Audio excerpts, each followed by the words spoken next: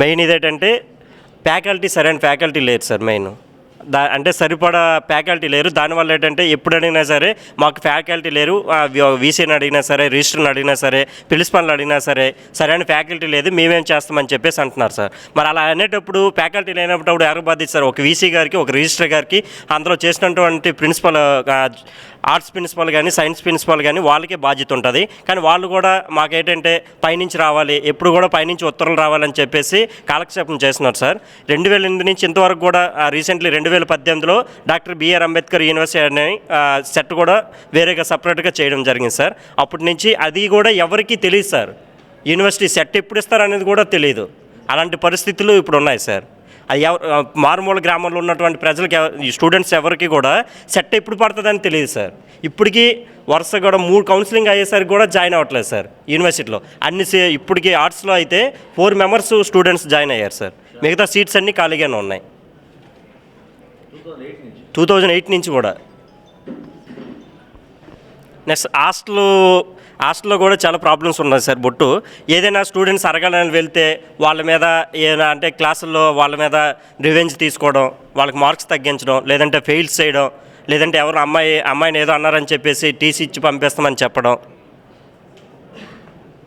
Next అక్కడ ఉన్నటువంటి ఇప్పుడు వీసీ గారు ఏంటంటే ఇక్కడ అందరూ ఉన్నారు కాబట్టి స్టూడెంట్ కులం మతంగా నేను అనట్లేదు, ఎక్కువ కులాల దీనిగా చూస్తున్నారు సార్. రాజకీయం అయిపోయింది సార్ మొత్తం కూడా. ఇప్పుడు నిమ్మా వెంకటరావు గారు సార్ ప్రజెంట్ వీసీ, ఆయనది మళ్ళీ స్వతహాగా హెచ్ఎల్ నియోజకవర్గం కుప్పులి గ్రామం సార్ ఆయనది. ఆంధ్ర యూనివర్సిటీలో చిన్న స్థాయి నుంచి ఈరోజు వీసీ స్థాయి వరకు వెళ్ళగారు. కనీసం ఏదైనా విద్యార్థి నేను ఏబీవీపీ జిల్లా కన్వీనర్ చేసేటప్పుడు 3 times సార్ విద్యార్థుల యొక్క సమస్యల కోసం చెప్తామని వెళ్తే కనీసం సాంబార్లోనికి అలౌ చేయలేదు సార్. 3 times సాంబార్లో కలవడానికి అలౌ చేయలేదు సార్. మేమేం చేసామంటే వర్షం పడుతుంది, ఉదయం ఆయన వచ్చిన టైంకి మేము 20 members బయట వెయిట్ చేసి గేట్ దగ్గరే ఆయన కారు కింద పడుకొని ఆయన నడిపించుకొని వెళ్ళి సమస్యలు చెప్పడం జరిగింది సార్. అలాంటి దీని వచ్చేంత వరకు కూడా వీసీ పర్మిషన్ ఇవ్వట్లేదు సార్. నెక్స్ట్ ఇంకోటి అక్కడ ఎక్కువగా మొన్న IIITలో ఫుడ్ పాయిజన్ అయిపోయింది సార్. వాటర్ పొల్యూషన్ కూడా ఎక్కువ ఉంది. NACL కంపెనీ ఉండడం వల్ల 350 members ఫుడ్ పాయిజన్ అయ్యి సరైన వసతులాగా కూడా ఉంది సార్ ఈరోజు. దీని మీద కొద్దిగా యూనివర్సిటీ మీద ఒకసారి సార్ వీలైతే హెచ్ఎల్ అంబేద్కర్ యూనివర్సిటీలో ఒక బహిరంగ సభ కూడా ఏర్పాటు చేయాలని చెప్పేసి నేను నా మనస్ఫూర్తిగా స్టూడెంట్స్ తరఫున, ఇక్కడికి వచ్చినట్టు విద్యార్థుల తరఫున కోరుతున్నాను సార్. నా పేరు తుమ్మగంటి వంశీ, అది అంబేద్కర్ యూనివర్సిటీ LLB చేస్తున్నాను, 2nd year. ఏబీవీపీ యూనివర్సిటీ ప్రెసిడెంట్గా చేస్తున్నాను, RSS మెంబర్. ఇంకా స్కాలర్షిప్ గురించి మాట్లాడుకుంటే చాలా వరకు పేర్లు పెట్టుకుంటున్నారు. జగనన్న విద్యాదేవన, వసతి దేవన, వాళ్ళ ఇంట్లో ఇస్తున్నట్టు. వాళ్ళ ఇంట్లో ఇవ్వట్లేదు సార్. అది basic right to education 7th schedule ప్రకారం అసలు దానికి పేరు పెట్టడానికి లేదు. ఏ వరల్లో ఎక్కడ చూసుకున్నా స్కాలర్షిప్ అనేది ఇవ్వాలి. ఎందుకంటే ఒక మధ్యతరగతి వారు, ఒక పూర్ ఫ్యామిలీ నుంచి వచ్చిన వాళ్ళు ఎలా చదువుకుంటారు? 20,000 అంటున్నావు, 10,000 వేస్తున్నావు. మరి ఆర్థికంగా ఇబ్బంది పడరా? ఫుల్ ఫీ రియంబర్స్మెంట్ అన్నావు. మీ ఇంజనీరింగ్ చదువుతున్నప్పుడు రీసెంట్గా 2 years బ్యాక్ జగన్ గారు వచ్చిన తర్వాత ఫుల్ ఫీ రియంబర్స్మెంట్ అనేసి స్టూడెంట్స్ హాస్టల్ నుంచి పాస్అవుట్ అయిపోయారు. పాస్అవుట్ అయిపోయిన తర్వాత అందరూ ఫీజు క్లియర్ అయిపోద్ది అనేసి వెళ్ళిపోయారు అందరూ. వెళ్ళిపోయిన తర్వాత ఏమంటే హాస్టల్ నుంచి మళ్ళీ కాల్, మీరు ఫీజు మొత్తం కట్టాలని. Poor family, middle class family ఎలా కడుతుంది ఒకేసారి ₹1,00,000 అంటే? 50,000 అనగా జాబులు వచ్చిన వాళ్ళకి ప్లేస్మెంట్ కాకుండా చాలామందికి పోయాయి జాబులు. ఇన్ టైము సర్టిఫికెట్స్ రాలేదు, ఫీజు కడితే కానీ అవ్వలేదు. అలాంటప్పుడు ఎలా చేస్తారు? సర్టిఫికెట్లు రాలేదు. యూనివర్సిటీలో ఉన్నాయి. మళ్ళీ దానికి ఏంటంటే సంవత్సరం అయిపోతే దానికి మళ్ళీ వడ్డీ అంట సార్. అంటే ఇదే బ్యాంకులో లోన్ తీసుకుని వడ్డీ కట్టినట్టుగా సర్టిఫికేట్స్ ఉండిపోతే సంవత్సరానికి 500 అంతా మళ్ళీ పెనాల్టీ వేస్తున్నారు సార్ కాలేజ్ యూనివర్సిటీ వాళ్ళు. 2016 నుంచి తీసుకోలేదు సార్ సర్టిఫికేట్లు, స్కాలర్షిప్లు పడక, ఫీజు రియంబర్స్మెంట్స్ రాక. అదేవిధంగా అభివృద్ధి అంటే ఏంటి సార్? సంక్షేమ పథకాలు చేస్తే అయిపోద్దా? స్కీముల వల్ల డెవలప్మెంట్ అయిపోతుంది సార్. ఉద్యోగం ఇవ్వాలి, మంచి ఎడ్యుకేషన్ ఇవ్వాలి, అప్పుడే ఒక దేశం అనేది బాగుపడుతుంది. LLB 2nd year చదువుతున్నాను అంబేద్కర్ యూనివర్సిటీలో. వసతి గృహాలు సరైనవి లేవు సార్. సరైన వసతి గృహం కొత్తగా నిర్మించారు. ఆ నిర్మించిన వసతి గృహంనైనా ఇంకా ఓపెనింగ్ చేయలేదు. ఎవరెవరో పెద్ద వ్యక్తులు వచ్చి ఓపెన్ చేసినంత వరకు ఇంకా వెయిట్ చేస్తున్నారు. విద్యార్థులు అడ్మిషన్లు జరుగుతున్నాయి, పీజీ అడ్మిషన్లు జరుగుతున్నాయి, బీటెక్ అడ్మిషన్లు జరుగుతున్నాయి.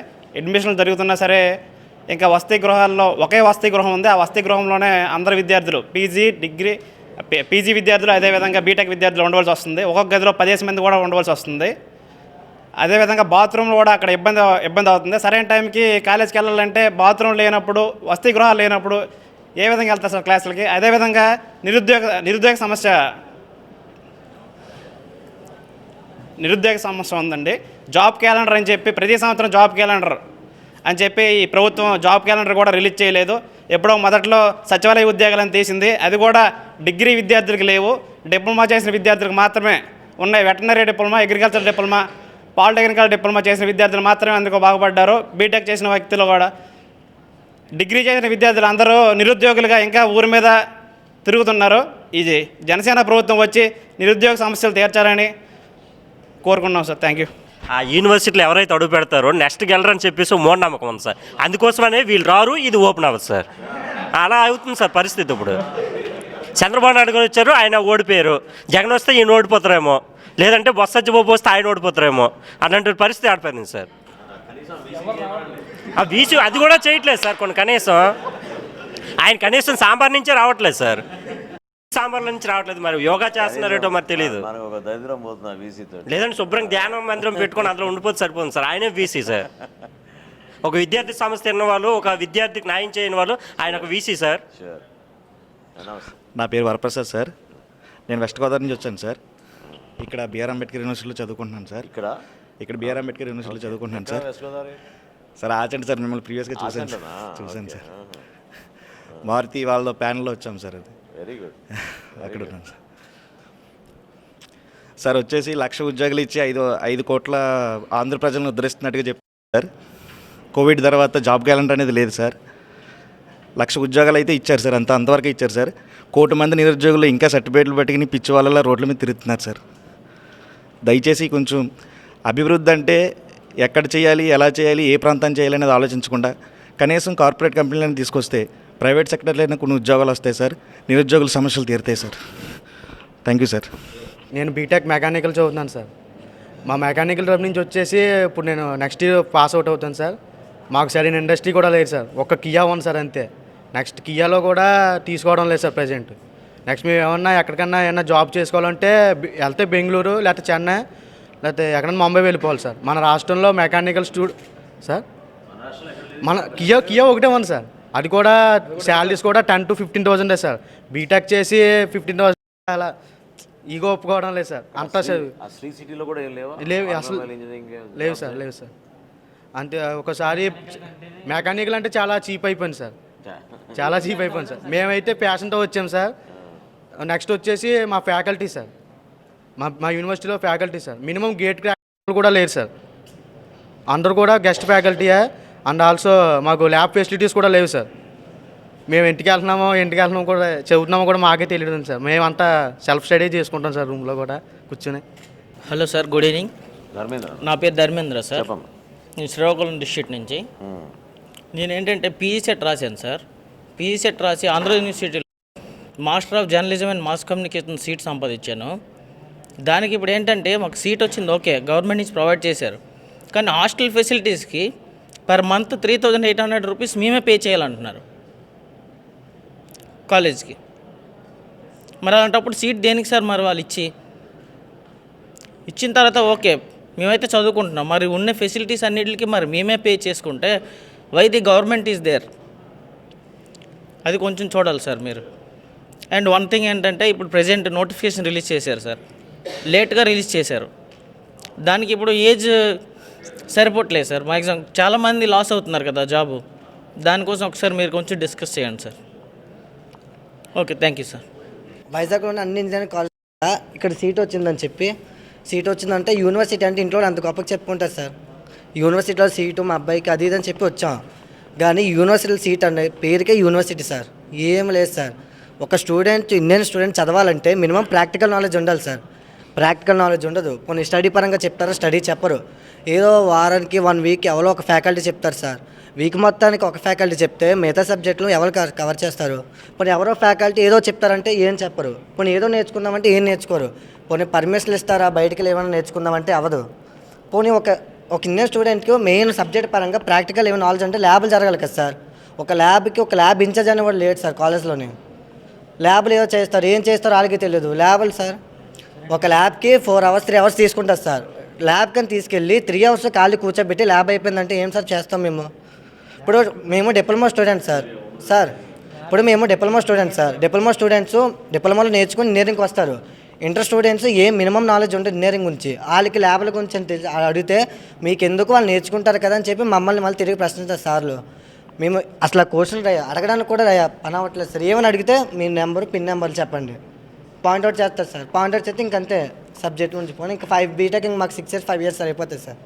గట్టిగా అడిగామంటే ఇదే సార్, ఒక పాయింట్ రేజ్ చేసాము అంటే రిజిస్టర్ ద్వారా ఇంక 6 years 5 years ఫిక్స్ అయిపోయినట్టు సార్. అంత నెక్స్ట్ టైంకి రమ్మంటున్నారు సార్. టైంకి రావాలంటే టైంకి ఫుడ్ పెట్టాలి సార్. టైంకి ఫుడ్ పెట్టాలంటే వాష్రూమ్స్ అని రూమ్స్ అని ఏమని చెప్పి అన్నీ ఉండాలి కదా సార్. వాష్రూమ్స్ అని రూమ్స్ అని ఏవి ఖాళీ ఉండవు. ఉన్ని 3 washrooms పెడతారు. అక్కడ 600-700 members ఉంటారు సార్. అంతమందికి 3 washrooms 6 washrooms అంతే ఎలా సార్? పోనీ ఎలాగో నానా కష్టాలు పడి ఈరోజు చేస్తాం. మెస్ 9 కంటే 9 క్లోజ్ అయిపోయి ఎగ్జాక్ట్ 9కి సార్. ఇప్పుడు అంతమంది 800 members సార్. 9 కంటే ఎక్స్ట్రా రావడానికి కొద్దిగా ఎంత త్వరగా లేసినా 9:15 9:20 అవుతుంది సార్. 9:01కి వెళ్ళినా సరే మెస్లో ఫుడ్ లేదు సార్. మీరు ఎందుకు వచ్చారు లేట్కి వచ్చారని చెప్పి అక్కడ పాయింట్అవుట్ చేస్తారు సార్. పోనీ ఏదో తినకుండా కాలేజ్కి వెళ్ళామని చెప్పి లేట్ అయిపోయింది అని చెప్పి క్లాస్లోకి రానియరు. 6 అంటే 9 ఉంటాయి సార్ మొత్తం. ఫ్లోర్కి 3 సార్. 600 మంది సార్. పోనీ ఏదో సార్ ఇలా పోనీ ఏదో తినడం మానేసి ఏదో ఆకలితో కాలేజ్కి వెళ్ళాం అనుకోండి సార్. నిమిషం లేట్ అయిందని క్లాస్లోకి రానివ్వరు సార్. అడిగితే అదే సేమ్ పాయింట్అవుట్. ఏంటి సార్ అది? అసలు అందరూ చాలా దూరం నుండి వచ్చాను సార్. యూనివర్సిటీ అని చెప్పి అందరూ జాయిన్ అయిపోయారు సార్. కానీ అది యూనివర్సిటీ కాదు సార్. ఈ పేరుకి యూనివర్సిటీ సార్. దాని మీద ప్రైవేట్ కాలేజ్లు వైజాగ్ చైతన్య చిన్న ఆ కాలేజ్లో బాగా చెప్తారు సార్ సబ్జెక్టు. ఏం చెప్తున్నారు సార్? ఏమైనా సబ్జెక్ట్ ఏమైనా అడిగితే ఇదే సార్. కాస్త మీరు ఒకసారి కాలేజ్లో పెట్టండి సార్. మీటింగ్ పెడితే కానీ అవచ్చు సార్. ఇది థ్యాంక్ యూ సార్. ఏదైనా ముందు పాయింట్అవుట్ చేస్తారు సార్. సార్ మొన్న ఐటీఐ కాలేజ్లో మొన్న వైజాగ్లో వేకెన్సీ ఉందని చెప్పేసి సార్ చెప్తే ఐటీఐ కాలేజ్ ఫిట్టర్ అంటే ఏంటో తెలియదు అనే ఫిట్టర్ అంటే ఏంటని నన్ను అడుగుతున్నారు సార్ స్టూడెంట్స్. అంటే కాలేజీలు కూడా అలా తయారు సార్. సరైన ల్యాబ్స్ లేకపోవడం, క్లాసులు జరగకపోవడం, అంటే అంత మనీ మైండ్ కాలేజెస్ అయిపోయాయి సార్ అన్నీ కూడా. ఎవరు పైన హైయర్ ఎడ్యుకేషన్ నుంచి లో ఎడ్యుకేషన్ వరకు ఎవరు ఆఫీసులు పట్టించుకోవట్లేదు సార్. మెయిన్ అంబేద్కర్ యూనివర్సిటీలో ఎల్ఎల్బి చేస్తున్నాను సార్, 2nd year. ప్రస్తుతం ఇప్పుడు ఏంటంటే సార్ ప్రధాన సమస్య ఏంటంటే నామినేటెడ్ పదవులు సార్. ఫస్ట్ ఇప్పుడు ఎవరైతే పదవులు ఉన్నారో రాజకీయం, కుల రాజకీయాలు ఎక్కువైపోయాయి సార్. ఫస్ట్ మొదటగా ఆ కుల రాజకీయాల నుండి వచ్చిన వాళ్ళు ఆ రాజకీయమే చేస్తున్నారు సార్. అభివృద్ధి అనేది లేదు సార్. ప్రశ్నించే గొంతు ఎక్కడైతే ఉందో ఆ గొంతుని మొదటగా తుంచడానికి చూస్తున్నారు. ఇప్పుడు మా దగ్గర ఉన్న మా ఎల్ఎల్బి సార్ ఫస్ట్ మేము ఏదైనా ప్రశ్నిద్దామంటే ఆ డిపార్ట్మెంట్ తీసేస్తే ఒక గొడవ వదిలిపోద్ది కదా, మిగతా వాళ్ళు ఎవరో ప్రశ్నించరు అన్న దగ్గరికి వచ్చింది సార్. మొన్నే ఎస్కేఈలో ఉన్నటువంటి ఎల్ఎల్బి డిపార్ట్మెంట్ని ఎత్తేసే పరిస్థితి కూడా వచ్చింది సార్ శ్రీకృష్ణదేవరాయ యూనివర్సిటీలో. గతంలో మాకు అడ్మిషన్లు అయ్యేటప్పటికి సార్ మా డిపార్ట్మెంట్ మాది ఈరోజు కౌన్సిలింగ్ అయితే సార్ నైట్ 8 వరకు కూడా మాకు అడ్మిషన్లు అదే ఉంటుంది కదా సార్ కౌన్సిలింగ్ పెట్టేటప్పుడు ఆ వెబ్సైట్లో పెట్టే ఇది కూడా లేదు సార్ మా కాలేజ్. అప్పటికప్పుడు ఎలా వచ్చిందో మాకు తెలీదు. నైట్ 8 వచ్చింది సార్. అప్పుడు మేము మాకు లక్కీగా జాయిన్ అయ్యాం సార్. ఈ ప్రశ్నించే గొంతు ఎక్కడైతే ఉందో దాన్ని అనగదొక్కడానికి చూస్తున్నారు. ఇదే ప్రధానంగా సార్ సమస్య. ఏంటంటే ప్రజెంట్ అయితే మా దగ్గర సమస్య వీసీఏ సార్. ఇంకా అది ప్రధాన సమస్య. కూడా ఒక మీటింగ్ అయింది సార్ యూనివర్సిటీ గురించి. నేను ఇప్పుడు వీళ్ళకి ఎవరికి తెలియట్లేదు సార్. వీళ్ళు ప్రజెంట్ చదువుతున్న స్టూడెంట్లు కాబట్టి వీళ్ళకి ఏం తెలియట్లేదు. వీళ్ళు రిలీవ్ అయితే ఒక చిన్న ప్రాబ్లం ఉంది సార్. వీళ్ళు సర్నేమ్ రాంగ్ వచ్చినా సరే వీళ్ళే డీడీ తీసుకోవాలి. వీళ్ళ ఫాదర్ నేమ్ సర్నేమ్ ఇప్పుడు ఎగ్జాంపుల్ నా పేరు వెంకటేష్ సార్, అందులో వి అనే అక్షరం పడలేదు అనుకో, ఆ టైపిస్ట్ ఇది రాంగ్ అయినా సరే మనమే 1000 రూపాయలు డీడీ తీసుకోవాలి. వీళ్ళు ప్రజెంట్ చదువుతున్నారు కాబట్టి వీళ్ళకి ఆ విషయం తెలియట్లేదు. రేపు రిలీవ్ అయిపోయి వెళ్ళిపోయిన తర్వాత వీళ్ళు సర్టిఫికేట్స్కి వచ్చేటప్పుడు మెయిన్ ఫేస్ చేసేది ఏంటంటే మీ సర్టిఫికేట్స్ ఏ కరెక్షన్ వచ్చినా ఆల్ చేసిన రాంగ్ కూడా వీళ్ళే డీడీ పే చేయవలసి వస్తుంది. అదొకటి ప్రాబ్లం. నెక్స్ట్ మెయిన్ ఏంటంటే ప్రొఫెసర్స్ ఎక్కువ మోజు చూపట్లేదు సార్ అంబేద్కర్ యూనివర్సిటీ మీద. ఒకప్పుడు మనకి వైఎస్ రాజశేఖర రెడ్డి గారు ఏ ప్రాతిపదిక మీద మనకి యూనివర్సిటీలో కండక్ట్ చేశారో తెలియదు, కానీ ఈవెన్ నన్న యూనివర్సిటీ కూడా ఉన్న ఒక పాతపడిన బూత్ బంగ్లాలో ఉండేటట్టు గొడవలో ఉంది సార్. అది ఉన్న నన్న యూనివర్సిటీ. చాలా యూనివర్సిటీలు అతను ఇచ్చారు, అతను సడన్గా డెత్ అయిపోయారు. అతను డెవలప్ చేసిందో లేదో సెకండరీ. కాకపోతే Ambedkar university Andhra university PG centre కింద ఉండేదన్నమాట. దాన్ని ఇప్పుడు అంబేద్కర్ యూనివర్సిటీగా అతను వచ్చి మార్చడం వల్ల ఏం చేశారంటే ప్రొఫెసర్స్ అందరూ ఇప్పుడు ఉండేవాళ్ళు పదవిరమణ అయిపోయి వెళ్ళిపోయారు తప్పించి, కానీ ఉన్న ప్రొఫెసర్ని ఎంకరేజ్ చేశారు. కుల ప్రాతిపదిక పైన ఒక వ్యక్తిని తీసేశారు. కృష్ణమూర్తి సార్ అని ఎల్ఎల్బిలో చేస్తారు. ఒక స్టూడెంట్ని గ్రూప్ రాజకీయాలు చేసి వాడు ఆ కులం వీడు ఈ కులం అని చెప్పేసి అతన్ని కూడా ఒక గ్రూప్ రాజకీయాలు, అతను ఒక చాలా టాలెంటెడ్ పర్సన్, అతను కూడా చాలా వెరీ వెల్ ప్రొఫెసర్ సార్. అతను 2 times 3 times స్టూడెంట్లు ఎన్నుకున్నారు అతను కోర్స్ కోఆర్డినేటర్గా. అటువంటి వ్యక్తి అంటే మొన్న ఒక అబ్బాయి వ్యక్తి యొక్క కరప్షన్ విషయంలో ఏదో రాంగ్ జరిగిందనేసి ఒక విద్యార్థి కంప్లైంట్ చేస్తే అతను తీసేశారు. ప్రాపర్గా ఎవిడెన్స్ లేదు. ఒక పొలిటికల్ పార్టీ ఎప్పుడు కూడా భవిష్యత్తు గురించి ఆలోచించకపోతే అది చాలా పొరపాటు చేసిన వాళ్ళం అవుతాం. కేవలం రాబోయే 2 సంవత్సరాల్లో ఒక ఎలక్షన్ గురించో లేకపోతే 6 నెలల తర్వాత వచ్చే ఎలక్షన్ గురించో దానికే ఒక ప్రణాళిక సిద్ధం చేసుకుని ఏదో హడావిడి చేసి ప్రజల దగ్గరికి వెళ్దాం అనుకుంటే మాత్రం అది చాలా తీవ్రమైన నష్టం కలుగుతుంది మన సమాజానికి. సో పవన్ కళ్యాణ్ గారి ప్రస్థానం 2014 నుంచి కూడా అనేక సమస్యలు ఎదుర్కొంటున్న వ్యక్తుల దగ్గర పోయి కూర్చుని మాట్లాడి అర్థం చేసుకుని, సో ఆ ఇంటరాక్షన్స్లో ఆయన అన్నిటికన్నా ముందు కూర్చుంది మన ఉస్మానియా యూనివర్సిటీ స్టూడెంట్స్ తోటి. అఫ్కోర్స్ అప్పుడు campus life was different in OU, but still ఆ సంఘాలతో కూర్చుని అక్కడ ఉన్న సమస్యలపైన, ప్రత్యేకంగా దళిత విభాగాల నుంచి వచ్చిన యూత్ తోటి, కొంచెం లెఫ్టిస్ట్ లీనింగ్ ఉన్న యూత్ తోటి, రాష్ట్రం అప్పుడు విడిపోతున్న సందర్భంలో కూడా ప్రత్యేక రాష్ట్రం కోసం వాళ్ళు చేస్తున్న ఉద్యమంలో అప్పుడు మీకు తెలుసు తెలంగాణ విద్యార్థులు ఏ విధంగా పోరాటం చేశారో, వాళ్ళందరితో కూర్చుని అనేక విషయాలపైన ఆయన స్పందించుకుంటూ తెలుసుకుంటూనే వస్తూనే ఉన్నారు. ఈ పర్టిక్యులర్ 3 సంవత్సరాల నుంచి మేము నోటీస్ చేస్తున్నాం. ఎందుకంటే ఈరోజు మనం ఆ వీసీ గురించి ప్రత్యేకంగా ఎందుకు మాట్లాడాలి అంటే 2019 ఎలక్షన్ల తర్వాత మనం చేసిన మొట్టమొదటి కార్యక్రమం లాంగ్ మార్చ్ కార్యక్రమం. ఏది భవన నిర్మాణ కార్మికులు పాపం రోడ్డు పైన పడిపోయి ఇసుక కొరత వలన కావాలని ప్రభుత్వం క్రియేట్ చేసిన ఇష్యూ ఇది. దాని గురించి మనం అక్కడ చేస్తే కనీసం పార్కింగ్ కోసం గేట్ తెరవమంటే తెరవలేదు, ఈవీసీ మూసేశారు ఆ రోజున. ఆ రోజే అనుకున్నాం ఇంత దుర్మార్గంగా ఎందుకు ప్రవర్తిస్తున్నాడు. ఎందుకంటే పర్మిషన్ తీసుకుని మన వాళ్ళు మీటింగ్ రోజు మాత్రం తలాలని వేసేసి హాలిడే ప్రకటించేసి ఆ ప్రాంగణంలో ఎవరిని రానియకుండా, అంటే మనతో పాటు వచ్చిన నాయకుల వెహికల్స్ కానీ అవి పెట్టుకుంటామని చెప్పి ఒక ఏరియా చూసుకుంటే ఫస్ట్ డే ఏమో పర్మిషన్ ఇచ్చి నెక్స్ట్ డే ఏమో క్యాన్సిల్ చేసేసి వీసీ తలాలు వేసుకుని వెళ్ళిపోయాడు. అప్పటి నుంచి ఆయన కేవలం కక్షపూరితంగా కొంతమందికే ఉపయోగపడేటట్టు డైరెక్ట్గా ఒక పార్టీ ప్రతినిధిగా ఆయన వ్యవహరిస్తున్నాడు అనేది అన్ని చోట్ల నుంచి మనకి వస్తున్న విమర్శ అది. సరే అది పక్కన పెడదాం. శ్రీకాకుళంలో ఇదివరకు ఉన్న పీజీ సెంటర్ని హడావుడిగా మార్చేసి యూనివర్సిటీగా దానికి నామకరణ చేసి ఉండాల్సిన ఫ్యాకల్టీ కూడా లేకపోవడం, హాస్టల్ వసతుల గురించి ఇప్పుడు చెప్పారు. నిజంగా చాలా ఆశ్చర్యం కలిగిస్తుంది నాకు. అసలు ఏ విధంగా మనం విద్యార్థులు ఆ సంఖ్యలో ఉన్నప్పుడు కనీసం కొంతవరకైనా ప్రభుత్వం నుంచి నాడు నేడు అని ఫోటోలు వేసుకుంటారు. మరి ఈరోజున్న పరిస్థితులు చూస్తే మీ అందరూ ఫిజికల్గా మీరు ఫేస్ చేస్తున్నారు, మేము వింటున్నాం, కానీ ఎవ్రీడే మీరు ప్రతిరోజు చూస్తున్నారు ఈ సమస్యలు. అది చాలా అభ్యంతరంగా ఉంది. నేను వాళ్ళు మార్నింగే నేను విశ్వక్తోటి మాట్లాడుతూ ఉంటే అసలు ఫీ రీయింబర్స్మెంట్ గురించి ఏం జరుగుతుంది అంటే మీరందరూ చెప్పిన సమస్య ఇందాక ఎంతో ఆవేదనగా దీపక్ కళ్యాణ్ మాట్లాడిన మాటలు 35,000 వేయాల్సింది కాస్త 25,000 వేసి లేకపోతే 23,000 వేసి వాళ్ళ అకౌంట్స్లో ఇమ్మీడియట్గా కాలేజ్ యాజమాన్యం నుంచి ఒత్తిడి రాకుండా ఎట్లా మరి నెక్స్ట్ క్వార్టర్కి వెళ్ళిపోయినప్పుడు అడుగుతారు కదా వాళ్ళు సహజంగానే. అందులో ఇదివరకు ఏంటంటే వాళ్ళ అకౌంట్స్లోకి వెళ్ళేవి, ఇప్పుడేమో డైరెక్ట్గా మీ తల్లిదండ్రుల అకౌంట్స్లోకి వెళ్తున్నాయి ఈ డబ్బులు. సో ప్రభుత్వ వైఫల్యాల వలన, వాళ్ళ అసమర్థత వలన, వాళ్ళు చేతగాని సామర్థ్యం వలన ప్రభుత్వం నడిపించుకోలేకపోతున్నారు. కాబట్టి ఏదో ప్రకటనలకు పరిమితం అయిపోయి అద్భుతంగా మేము విద్యా దీవెన చేస్తున్నాం, ఆ కార్యక్రమం చేస్తున్నాం, బటన్ నొక్కితే వెళ్ళిపోతున్నాయి డబ్బులు, దానికోసం మళ్ళీ ఒక 100 కోట్లు అడ్వర్టైజ్మెంట్లు ఇవ్వడం, దీనికే పరిమితం అయ్యారు. క్షేత్రస్థాయిలో మాత్రం చాలా ఇబ్బందికరమైన పరిస్థితులు ఉన్నాయి. నేను మీకు మాట ఇస్తున్నాను, జనవరి 12వ తారీఖున యువశక్తి అనే కార్యక్రమం దేనికి పెట్టామంటే కేవలం మన ప్రాంత యువతకి ఒక భరోసా నింపడానికి కోసం.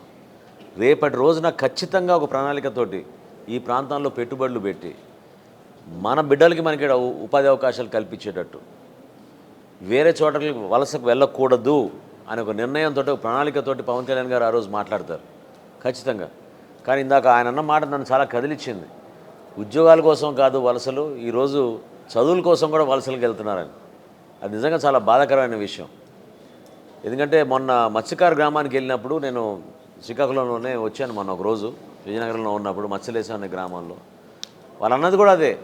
గుజరాత్లోనేమో ప్రతి 25 కిలోమీటర్లకి ఒక పోర్టు, ఒక జట్టి కట్టారు, హార్బర్ సారీ. మన దగ్గర అసలు 197 కిలోమీటర్లో ఒక్క జట్టి కూడా లేదు, ఒక ఫిషింగ్ హార్బర్ లేదు. అదే మీరు ఇక ఆ మౌలిక సదుపాయాలు ఇక్కడ 30 కోట్లు 20 కోట్లతో కట్టించుంటే సంవత్సరానికి 25,000 మంది ఇక్కడి నుంచి మత్స్యకారులు గుజరాత్కి వలసలకు వెళ్ళాల్సిన అవసరం ఉండేది కాదు. దీన్ని ఎందుకు గుర్తించడం లేదు ప్రభుత్వం మాకు అర్థం కావడం లేదా. చదువుకుని ఇంజనీరింగ్ గ్రాడ్యుయేట్స్గా మారి మీరు రేపటి రోజున జాబ్స్ దొరకకపోతే చివరికి ఏంటి? ఆ 1,00,000 ఉద్యోగాలు ఎవరికి ఇచ్చారు వీళ్ళు? ఈ విలేజ్ వాలంటీర్లు అంతే కదా. పీజీలు గ్రాడ్యుయేట్లు చేసుకున్న వాళ్ళు, ఇంజనీరింగ్ చేసుకున్న వాళ్ళు, విలేజ్ వాలంటీర్ 5,000 రూపాయలు జీతాల కోసం చివరికి దరఖాస్తులు పెట్టుకుని ఏదో ఉద్యోగం దొరికిందనే భావనతో వెళ్ళారు. వాళ్ళని కూడా ఈరోజు ముంచేశాడు. కొత్తగా ఏదో పార్టీ నుంచి కొంతమంది పదవులు ఇస్తున్నాడు. ఇప్పుడు గ్రామ సారథులు, గృహ సారథులు వాళ్ళ పార్టీ వాళ్ళకే. ఇప్పుడు బేసికల్గా అదేంటంటే ఇప్పుడు వాళ్ళని కూడా ముంచినట్టే. ఎందుకంటే వీళ్ళు ఇన్నోళ్ళ నుంచి 5,000 రూపాయల జీతానికి ఎందుకు చేశారు? వీళ్ళు ఏమో రెగ్యులరైజ్ చేస్తాడేమో, రేపటి రోజు రెవెన్యూ శాఖలో వీళ్ళని ఏమైనా తీసుకుని ఏదో ఉద్యోగాలు ఇస్తారేమో అనే ఆశతోటి పాపం వీళ్ళు పనిచేశారు. ఇప్పుడు వాళ్ళని కూడా దుర్మార్గంగా వదిలేసి ఇప్పుడు వాళ్ళ వల్ల కావడం లేదని చెప్పి కొత్తగా ఈ వ్యవస్థను తీసుకొచ్చి వీళ్ళ ద్వారా మళ్ళీ ప్రజల్ని భయపెట్టించి మీకు సంక్షేమ పథకాలు ఆపిచ్చేస్తాం, మీరు మాకు ఓటేయాలి, అవి ఇవి వివరాలన్నీ సేకరించుకోవడానికి కోసం ఒక పిచ్చి ప్రయత్నం ఇది. సో దీన్ని ఖచ్చితంగా మీరు అన్నట్టు మనం తిప్పికొడదాం. మీరందరూ నిలబడండి, సహకరించండి. 12th మనం ఏ విధంగా చేద్దాం అనేది మీరు అందరూ ఒక చక్కటి ప్రణాళిక సిద్ధం చేసుకోండి. మీ యూనివర్సిటీ గురించి, మీ సమస్యలపైన 100% మాట్లాడడానికి పవన్ కళ్యాణ్ గారు సిద్ధంగా ఉన్నారు. ఆయన మాట్లాడతారు. దానికి న్యాయం జరిగే విధంగా ప్రభుత్వం స్పందించకపోతే తప్పకుండా మేమందరం వస్తాం మీకు నిలబడడానికి, ధర్నా చేయడానికి జనసేన పార్టీ నుంచి. అది నేను ఆపిస్తున్నాను, మనస్ఫూర్తిగా చెప్తున్నాను. So thank you very much for the interaction and all the points that you raised. Definitely మీ వెంట మేము ఉంటామని చెప్పి మరొకసారి